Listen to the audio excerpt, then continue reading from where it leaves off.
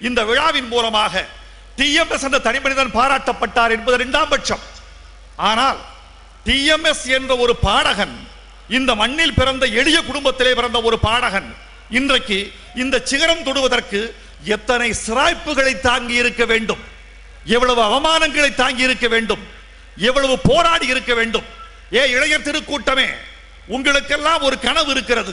விழித்ததும் பணக்காரனாகிவிட வேண்டும், விழித்ததும் எழுத்தாளராகிவிட வேண்டும், விழித்ததும் மந்திரியாகிவிட வேண்டும், தூங்கும் போது கனவு காண வேண்டும், விழித்தால் நட்டதும் ரோஜா இன்றே பூக்கணும் என்று ஒரு போலி கனவு இருக்கிறது. இல்லை, வியர்வை சிந்தாமல் வெற்றி இல்லை, விதைக்காமல் அறுவடை இல்லை, சிராய்ப்புகள் இல்லாமல் உயரங்கள் இல்லவே இல்லை. இதே டிஎம்எஸ் இந்த மண்ணில் ஒரு மகா கலைஞனுக்கு ரசிகராக இருந்தார். அந்த மகா கலைஞர் யார் என்றால் தியாகராஜ பாகவதர். அந்த தியாகராஜ பாகவதர் 70 ஆண்டுகளுக்கு முன்னால் இந்த மண்ணுக்கு வருகிறார். இவருடைய கனவு தியாகராஜ பாகவரை பார்த்துவிட வேண்டும் என்பது, பாடிவிட வேண்டும் என்பது. அந்த தியாகராஜ பாகவதரை சென்று பக்கத்தில் சென்று பார்க்கிறார். உங்கள் பாட்டை நான் பாடுவேன் என்கிறார். எங்கே பாடு என்கிறார். தியாகராஜ பாகவதர் பாட்டை பாடி கட்டுகிறார் டிஎம்எஸ். உடனே அந்த ஏழிசை வேந்தன், அந்த கந்தர்வ கான புருஷன் ஒரு கேள்வி கேட்கிறார். ஏப்பா என் கூட வந்துடுறையா?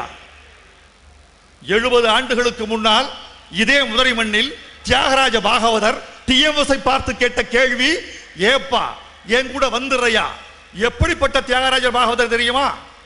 ஒரே படம் ஹரிதாஸ் 3 தீபாவளிகள் ஓடிய படத்திற்கு சொந்தக்காரன், தமிழ்நாட்டின் முதல் சூப்பர் ஸ்டார். அவர் முன்னெற்றி ஏறி இருக்கும் வழுக்கை, அந்த வழுக்கை போல வர வேண்டும் என்பதற்காக அந்த கால இளைஞர்கள் முடியிருந்தாலும் சுவரில் சென்று தலையை தேய்ப்பார்களாம், தியாகராஜ பாகவதர் மாதிரி வர வேண்டும் என்று. இன்னொன்று சொல்லுகிறேன், 1948 அதே தியாகராஜ பாகவதர் புனேயிலிருந்து சென்னைக்கு வந்து கொண்டிருக்கிறார். அரக்கோணத்தில் வண்டி நின்று விடுகிறது. காரணம், மகாத்மா காந்தி சுட்டு விட்டார்கள். வண்டி நிற்கிறது, இறங்க முடியவில்லை.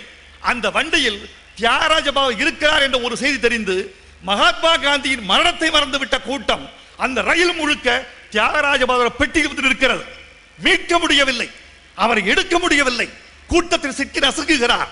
அப்படிப்பட்ட தியாகராஜ பாகவதரை ஒரு துணை நடிகர் ஓடி போய் தோளில் தூக்கி போய் இன்னொரு பெட்டியில் கொண்டு போய் சேர்க்கிறார். அப்படி காப்பாற்றிய துணை நடிகருக்கு பெயர் எம்ஜி ராமச்சந்திரன். எம்ஜி ராமச்சந்திரன் துணை நடிகராக இருந்து தியாகராஜ பாகவதரை காப்பாற்றிய காலம் அந்த காலம். அந்த தியாகராஜ பாகவதர் இவரை கூப்பிடுகிறார். ஏப்பா என் கூட வர்றியா? இவர் சொன்ன பதில், நாளைக்கு சொல்றேன். வீட்டில் வந்து யோசிக்கிறார்.